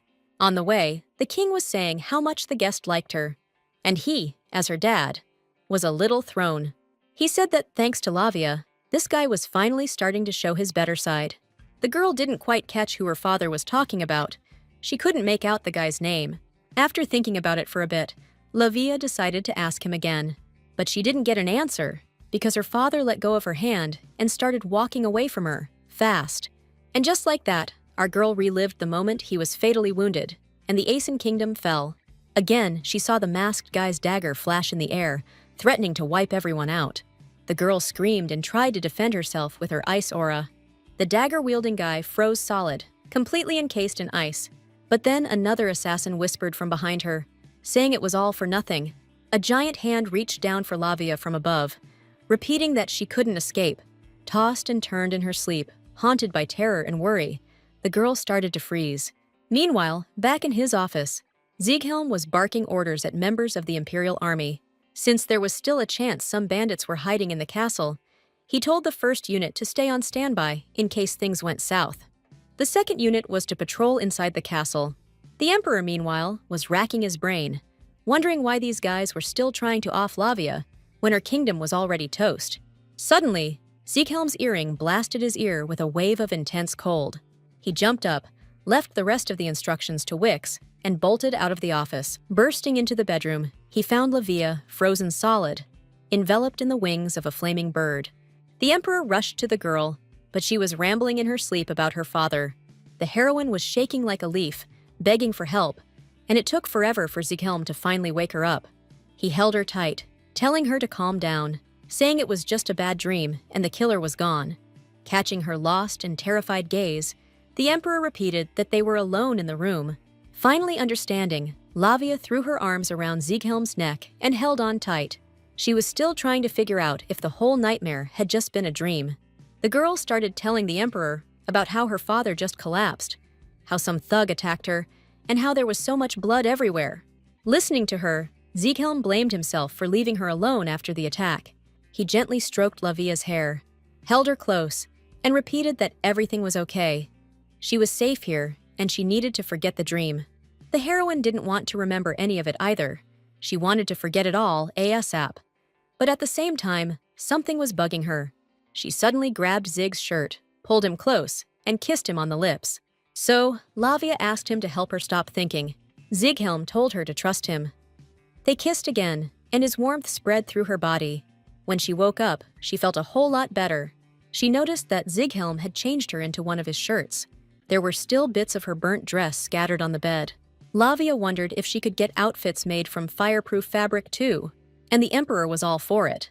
Watching Zieghelm half asleep beside her, she thought about how kind he was, despite all the rumors about him in other countries. I mean, he was ready to give her anything she asked for. Lavia felt selfish compared to him, so she decided to wake him up and tell him something. When he opened his eyes, she declared that she would fulfill her end of the bargain. Zieghelm was floored when he heard she was going to have his kid. The girl was convinced it was the only way to repay him for everything he'd done for her. A second later, Zieghelm was all over Lavia, stunned that she could want more after what they got up to last night. Even though she tried to explain he had it all wrong, The emperor had already tossed off his robe and started kissing her. Lavia begged him to stop, but that just fueled his fire even more. 2 hours later, she was back on his shoulder, completely drained. But Zighelm, unlike her, was still buzzing with energy, lying there, thoughtfully examining her bracelet. Lavia admitted it wasn't just annoying, but she was also freaked out by what effect the bracelet could have on her. According to the emperor, there was a town on the southwest coast famous for its blacksmiths. Maybe they could find a tool there to get the bracelet off her wrist. The heroine's eyes lit up the second she heard about the ocean. Zighelm could have just summoned a blacksmith to the palace, but he noticed how stoked Lavia got. She clearly wanted to go herself. The kingdom of Aeson didn't have any ocean access, so the heroine had never seen the sea before. She was over the moon when Zighelm suggested they go together. The cloaked figure, watching in his magic orb, was furious that the fire-resistant bracelet had lost its listening and surveillance functions. Still, he could at least track the wearer's location with it. According to the map, they were in Sambian, on the southwest coast of the Phrygian Empire. Wix stared at the sea, bummed that the weather was so overcast and damp when they arrived. Even so, the view from where they stood with Princess Lavia and Marcella was incredible. The heroine just stood there, like she was frozen, staring at the ocean, unable to tear her eyes away. Wix figures, once the emperor sees Lady Levi having such a great time, he'll decide to build a villa right here. The girl was surprised that Zighelm didn't already have a summer house in such a prime location, but Wix explained that His Majesty isn't really a beach bum. The emperor's aide also mentioned they'd be staying at the residence of the local lord, Sambiana. Duke Macbell was thrilled to welcome His Majesty to their humble little town. The girl next to him chimed in cheerfully, saying they'd been anticipating the beloved emperor's visit. Even though Wix and Marcella chuckled quietly, something about the whole scene felt off to our girl. A maid whispered to Wix that he really ought to clue the lady in. So the guy told Levi that the girl, Lady Solha, is the daughter of the local ruler, Duke Macbell. The Duke, see, is the younger brother of the late emperor, and he was even considered to take over the empire back then. When Zighelm took the throne, Macbell respectfully stepped aside, but now it seemed like he was hoping to make his daughter, Solwa, the empress. Still, Wix was sure His Majesty wasn't giving the girl the time of day. Besides being the emperor, Zighelm was also ridiculously handsome, so naturally some women had their sights set on him. The heroine felt Solwa's eyes sizing her up. Feeling a little awkward, she turned away, figuring this girl shouldn't be hostile to someone like her. The Duke informed His Majesty that the banquet was ready for the guests. Solwa grabbed Zighelm's arm and offered to escort him, but the emperor pulled his arm away and headed towards Lavia, ditching the banquet and asking for 2 meals to be brought to his room. Noticing the sadness on the girl's face, Zighelm asked if she'd been lonely while he was away. The girl shot back, saying she'd been chatting with Lord Vix, so she definitely wasn't bored. Imagining what kind of funny stories that kid was spinning for Lavia, the emperor glared at him and demanded to know if it was true. After telling his aide the blacksmith would be a little late, Zighelm suggested they head down closer to the water. But Vix advised against it, saying the waves were too rough and it could be dangerous. Agreeing with his aide, the emperor suggested Lavia take a stroll through town, and she happily agreed. Standing a little ways away, Sola watched them with a furious glare. Lavia and Zighelm, who had his face hidden by a cloak, set off on their walk through town with Vix and Marcella. They popped into a shop where she was checking out some amazing jewelry made from shells found in Sambian waters. Watching her, the emperor whispered to Vix, asking if he should just buy her everything in the store, but the guy said it wasn't necessary. He advised His Majesty to avoid any over-the-top gestures while they were in town under the radar. Zighelm noticed Lavia checking out a white pearl hair clip, sparkling like ice. He immediately told the vendor they'd take it and asked him to put it in her hair. The clip was stunning, but she couldn't accept such an expensive gift.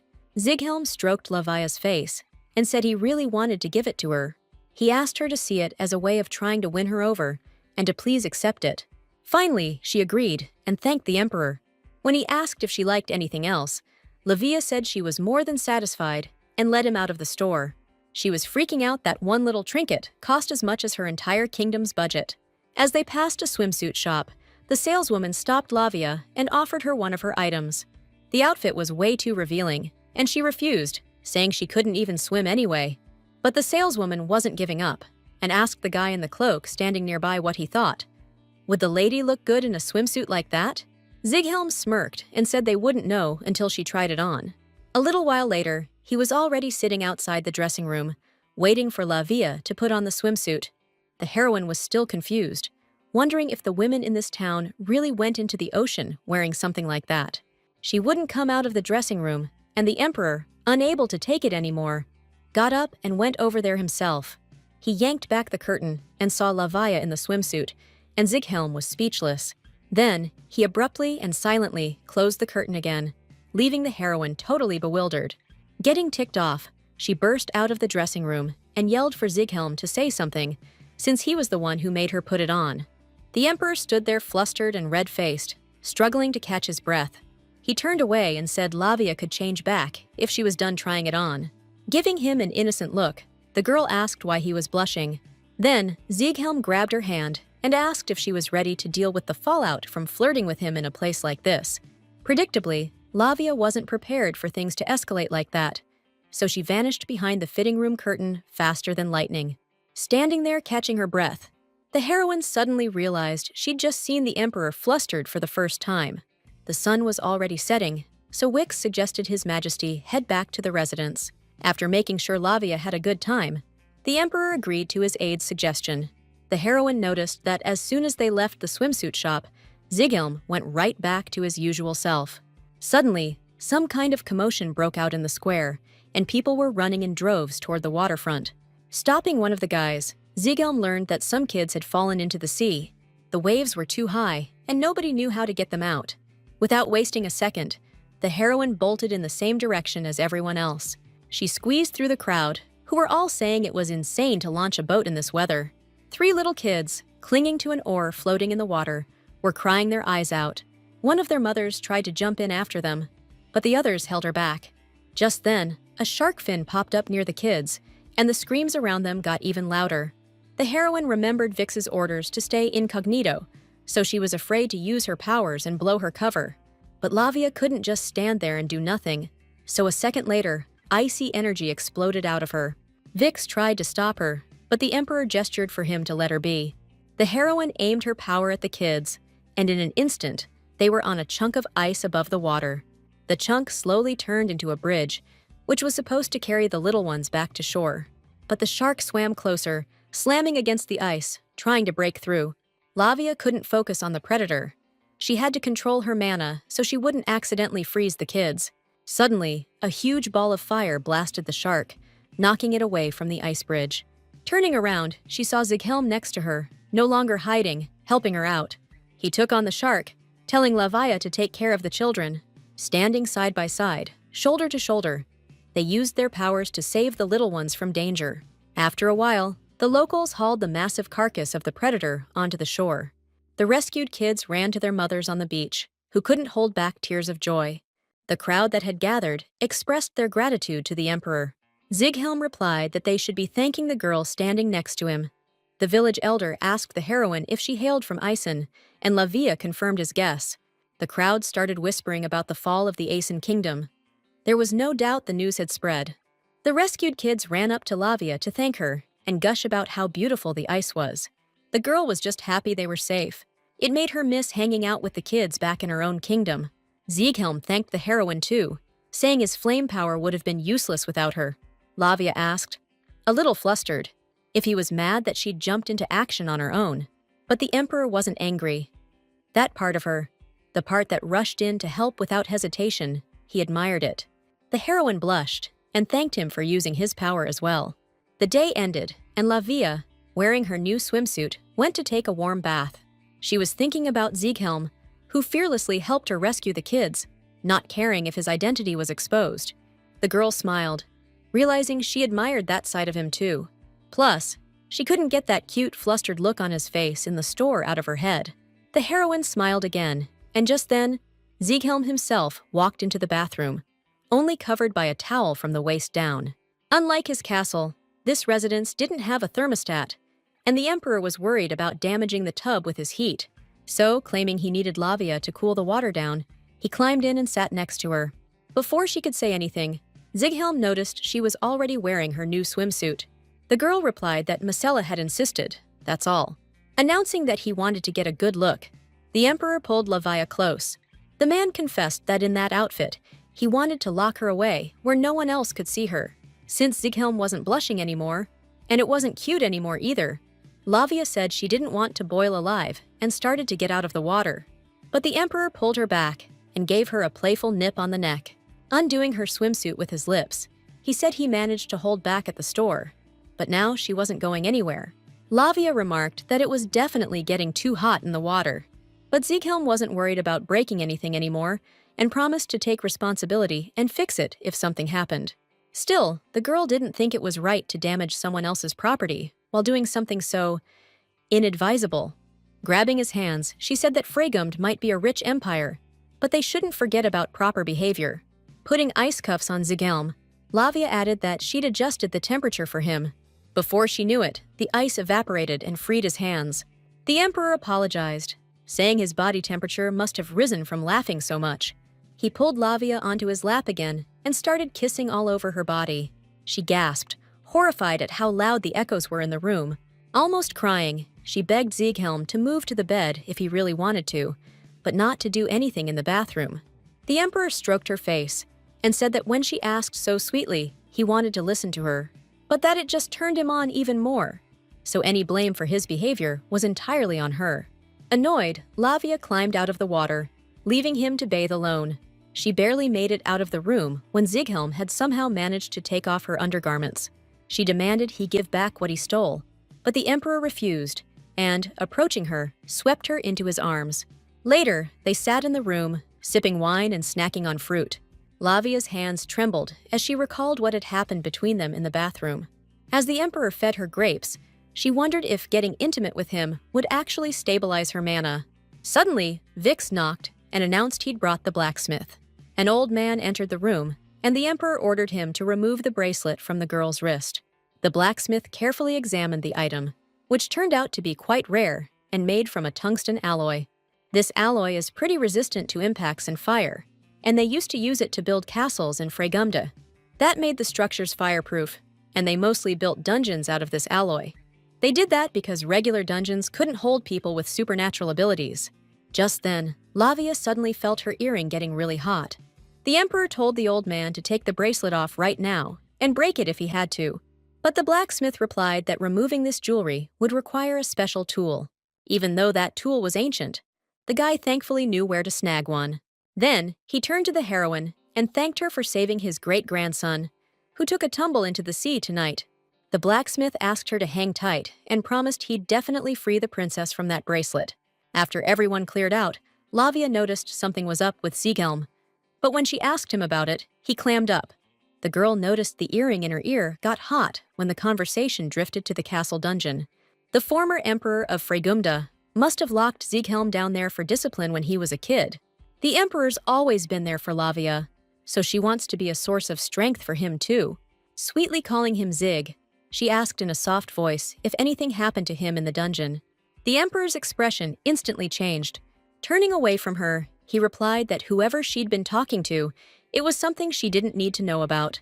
Realizing how much pain those memories caused him, Lavia apologized to Zyghelm. He popped a grape into her mouth and told her she had nothing to apologize for. It was just a personal issue. The emperor's voice was the same as always, but his eyes were colder than usual. Zyghelm suggested she get some rest, and then went off to talk to the duke. The next morning, she was having breakfast alone on the veranda, since the emperor hadn't returned to their room all night.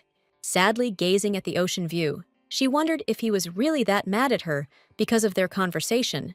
Suddenly, Lady Solha approached Lavia and asked if it was true that she was the only survivor of the fallen kingdom of Aeson.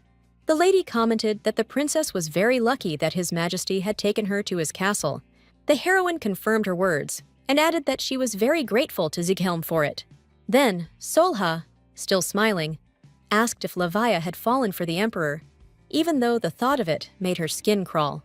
Even though the main character rushed to reassure her, the girl figured the princess was probably hoping to snag His Majesty with her ice powers. Either way, she straight up told Lavia not to get any ideas about being special. With that, Sola snuffed out a candle on the table with her bare hand, squeezing it tight. Grinning like a Cheshire cat, The girl added that she'd be the one marrying the emperor in the end. The main character jumped up, freaked out that Solha might have burned herself, but she told her not to worry because she was, pretty resistant to fire. Remembering the girl was the former emperor's niece, Lavia asked if she had fire powers, but Sola shot that down, saying that even without powers, she could totally win His Majesty's heart. She claimed that Zighelm had visited her the night before, and they'd had a very nice evening together. Getting right up in Lavia's face, Solha gave her a serious warning to know her place and remember once and for all that she didn't belong in Fregumda. Head down, the heroine promised the girl she'd be careful. Alone again, she wondered if maybe she'd been too proud, thinking she could actually be useful. But now it was pretty damn clear that she wasn't necessarily the only one who could help Zighelm. Lost in thought, Lavia didn't even notice she'd wandered all the way to the beach. If she hadn't made that deal with Zighelm, she'd be drifting aimlessly right now, like a piece of driftwood. Dipping her toes in the water, the girl suddenly realized how terrified she was of losing this place. The heroine had no idea where she'd go when her contract with Zighelm was up, and she finally learned the truth about her kingdom's fall. Meanwhile, the emperor was tearing the place apart looking for Lavia, not understanding where she could have gone. Finally, he spotted her walking into the sea, looking totally heartbroken. Zighelm yelled and charged into the water to stop her, grabbing her arm.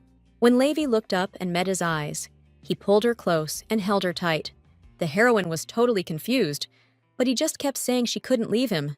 Zighelm couldn't stand the thought of losing her, not since he found her freezing body in Azine. That day, he carefully scooped her up in his arms, trying not to break the ice she'd become. That was the emperor's first kiss, because if she had died, his whole life would have been meaningless. Even if Levi didn't remember anything, Zighelm just wanted her to stay alive. He was even willing to settle for a relationship without love, based only on, well, you know, even if it meant pushing her heart, the one thing he wanted most, even further away from him. When the kingdom of Azine fell, that same night, Wix asked the emperor if they would tell Lady Levi about the past. But Zighelm was afraid that after losing both her father and her homeland, learning what he'd done would cause her to completely lose control of her powers. That's why he didn't want to burden Lavia any further. Zighelm didn't need much, just that she never find out why he was so obsessed with her. And the only thing he begged Lavia, holding her tight in the sea, was that she never, ever disappear on him. Not understanding at all, the heroine replied that she never planned to disappear anywhere. She just wanted to get her feet wet and wasn't going to go any deeper. Zighelm sighed heavily and asked her not to mislead him like that again, because he thought the waves were about to carry her away. The heroine felt how much his hand, resting on her waist, was trembling. Smiling, she told him not to worry, and declared that she wasn't going anywhere until she fulfilled her part of the contract. When asked why she came to the sea alone, Levia replied that she just felt a strong urge to look at the ocean. She thought that at that time of day, the water looked mystical and mesmerizing, but all Zighelm saw was a suffocating bottomless darkness. It was only after those words that the heroine realized what Wix meant when he said the emperor hated the oceans. After a short silence, Zighelm guessed that maybe, with his fire powers, he instinctively felt incompatible with water. In response, Lavia pointed out that fire and ice were incompatible too then. Finally smiling, Zighelm declared that ice was completely different. When she asked how he found her, the emperor replied that he sensed her mana energy. The heroine apologized for him having to come all this way to find her. Then she added that he better head back to Solcha now. Words that really surprised Zighelm. Lavia explained that after spending the night with that girl, she must be waiting for him. The emperor was shocked by her words and demanded to know who exactly told her such a thing. Avoiding his eyes, she said she'd heard it straight from Solha herself. Zighelm smiled, patted Lavia on the head, and told her not to worry. He didn't spend the night with that girl. He just went to talk to her dad, and Sola happened to be there too. The emperor looked into her eyes and asked if she was jealous, but Lavia turned away, saying who he spends time with is none of her business. Zighelm asked her not to stray too far, saying he couldn't bear it if she faded away. Bathed in moonlight, she stopped and reminded him she wasn't made of snow and ice, that she couldn't just melt and disappear. Saying nothing, the emperor walked over, grabbed Lavia, hoisted her over his shoulder, and carried her out of the water. Even though she tried to resist, he declared it was time for them to head back. On the way, Zighelm said that since he had to come into the water for her, She'd be keeping him company again tonight. The Emperor didn't put the girl down, even after they were inside the castle. He just kept carrying her on his shoulder. From around the corner, Sola watched them, her eyes burning with hatred for her rival. Not long before, her father had called her in to see if she'd been taking her medicine. Sola replied that she had. If he was talking about the stuff that makes her fire-resistant, she still had 2 more doses to go, one of which she had to slip to His Majesty so she could bear him a child. According to McBell, the Emperor being glued to the Ice Princess was already a huge problem for the nobles, but they were too scared to say anything. But for the sake of the Empire's stability, Sieghelm needed a suitable wife, and his visit to their residence was the perfect opportunity. Sola was ready to guide the Emperor down the right path and become His Majesty's bride. She'd adored Sieghelm even before he took the throne, and had been living for the day she'd become his wife. Sola even choked down that awful medicine so she could handle his, nightly visits. And that's why she wasn't about to let some upstart get her claws into His Majesty. Solwa was about to take an enhancement for the first time, and she savored the thought of Sieghelm making her his own. The blacksmith rummaged through every crate in the warehouse and finally found the tool he needed. Suddenly, he felt the space filling with some kind of weird haze. The moment he realized it was fog, not smoke, a hand reached out from the darkness towards the old man. Vix came to inform His Majesty that the blacksmith, who was supposed to remove the bracelet from Levia's wrist, had been turned to stone. The tool itself couldn't be found anywhere, and it was obviously stolen. The Emperor got pissed and slammed his hand on the table in fury because someone was definitely trying to stop them from removing the bracelet. Turning to the window, he saw the girl and Micella happily cleaning seashells they'd collected on the beach on the veranda. Sieghelm forbade Vix from telling Lavia about this, so her mana wouldn't go haywire again. Then he ordered them to speed up the investigation and take care of those thugs hiding out in the country. The Duke walked into the office and said they had intel on that device they requested. Stepping into the hallway, the Emperor asked them to open a window because the air felt off. Obeying his request, the Duke revealed that, during the previous Emperor's reign, all tools capable of cutting tungsten alloy were destroyed on his orders. Sieghelm didn't know about that, but memories of those heavy-duty cuffs flashed through his mind. Solwa, who just walked up to them, asked the Emperor if he was all right and offered him a drink. Since they never managed to find that blacksmith's tool, the Duke suggested ordering a new one from the Kingdom of Mist. According to him, they're the only ones still working with alloys like that. Hearing about the Kingdom of Mist again, Sieghelm ordered the Duke to make the necessary arrangements. Meanwhile, Solwa watched him drink from the cup she brought, a pleased look on her face. The second the Duke left the room, Sieghelm felt something seriously messed up.